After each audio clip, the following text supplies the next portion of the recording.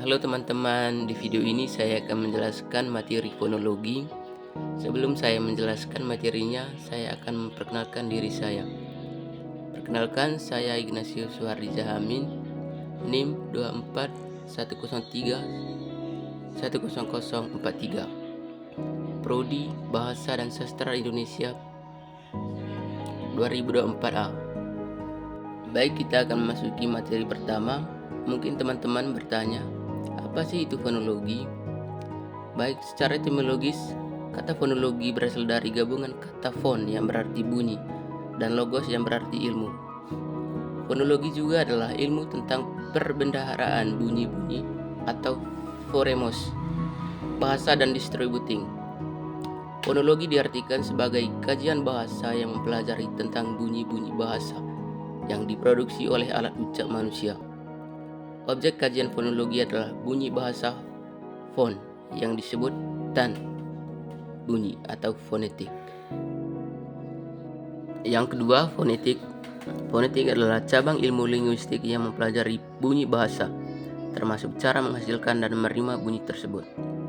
Fonetik juga mempelajari pengaruh organ vokal terhadap pembentukan bunyi. Fonetik mempelajari bunyi bahasa secara fisik, tanpa mempertimbangkan fungsi bunyi tersebut untuk membedakan arti. Ada beberapa jenis-jenis fonetik. Yang pertama, fonetik artikulatoris. Fonetik artikulatoris mempelajari cara organ bicara menghasilkan bunyi. Organ bicara yang dipelajari adalah bibir, lidah, gigi, pita suara, dan sebagainya. Yang kedua, fonetik akustik, mempelajari bunyi bahasa. Yang ketiga, fonetik auditoris, mempelajari bagaimana telinga menerima bunyi bahasa sebagai getaran udara dan bagaimana otak mengolahnya. Gejala-gejala fisik seperti gelombang suara dan bagaimana telinga manusia mendengarnya. Yang ketiga, fonologi dan fonemik. Fonemik adalah unit terkecil bunyi bahasa yang memiliki makna. Fonem dapat dibedakan dengan fon, yaitu bunyi yang dihasilkan dalam ucapan. Contoh, T dan B. T dan B adalah fonem dalam bahasa Indonesia karena perbedaan bunyi ini dapat menghasilkan perbedaan makna, seperti pada kata tahu dan bahu. Ciri-ciri fonem: minimal pair atau adalah dua kata yang memiliki perbedaan makna hanya pada satu alofon. Contoh, tahu dan bahu, pita dan bita, kata dan kada. Yang kedua, alofon. Alofon adalah variasi bunyi dari suatu fonem. Alofon tidak mengubah makna kata. Contoh, fonem P dalam bahasa Indonesia memiliki beberapa alofon, yaitu P pada awal kata seperti pita. Kedua, pada akhir kata seperti sap. M setelah nasal seperti kampung. Alofon menunjukkan bahwa fonem dapat diucapkan dengan variasi bunyi. Yang keempat, alat ucap dan vokal. Pengertian alat ucap. Alat ucap adalah organ pada tubuh manusia yang berfungsi sebagai pengucapan bunyi bahasa yang menghasilkan suara yang digunakan untuk berkomunikasi. Suara ini dihasilkan dari getaran pita suara yang dipengaruhi oleh udara yang keluar dari paru-paru. Alat ucap dibagi menjadi dua, yaitu alat ucap artikulator pasif dan artikulator aktif. Yang pertama, artikulator pasif. Artikulator pasif adalah organ yang tidak bergerak sewaktu terjadi artikulsif suara seperti bibir atas, gigi, dan alveolum. Namun, menjadi titik temunya bagian-bagian tubuh yang bergerak untuk membentuk suara. Kita masuk ke contoh artikulator pasif. Yang pertama, langit-langit mulut, tempat pertemuan antara lidah dan langit-langit mulut untuk membentuk bunyi tertentu, seperti bunyi T, D, dan N. Yang kedua, gigi. Gigi berfungsi sebagai tempat lidah atau bibir bertemu untuk menghasilkan bunyi seperti S, Z, atau F. Terus, artikulator aktif. Artikulator aktif adalah organ yang bergerak ke arah artikulator pasif untuk menghasilkan berbagai bunyi bahasa dengan berbagai cara. Contoh artikulator aktif yaitu lidah.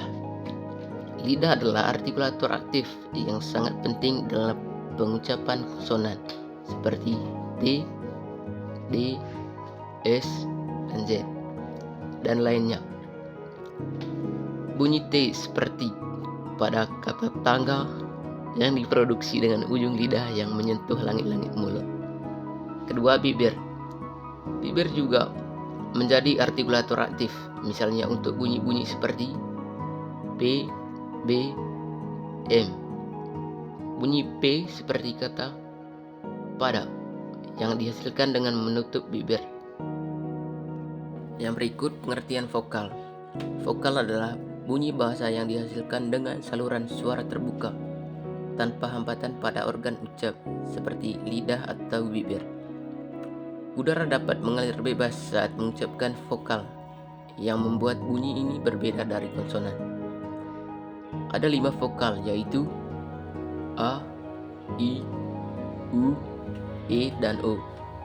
Vokal rangkap. Vokal rangkap adalah gabungan dari 2 vokal yang diucapkan dalam satu suku kata. Contoh vokal rangkap yaitu ai, misalnya air, au, misalnya laut, oi, misalnya rumah. Yang berikut, nada. Apa sih nada itu? Seringkali kita mendengar kata nada, tapi kita tidak tahu apa maksud dari kata nada itu sendiri. Menurut Kamus Besar Bahasa Indonesia, nada adalah tinggi rendahnya bunyi, seperti dalam lagu, musik, dan sebagainya. Selain itu, nada bisa diartikan sebagai bunyi yang beraturan serta memiliki frekuensi tunggal tertentu.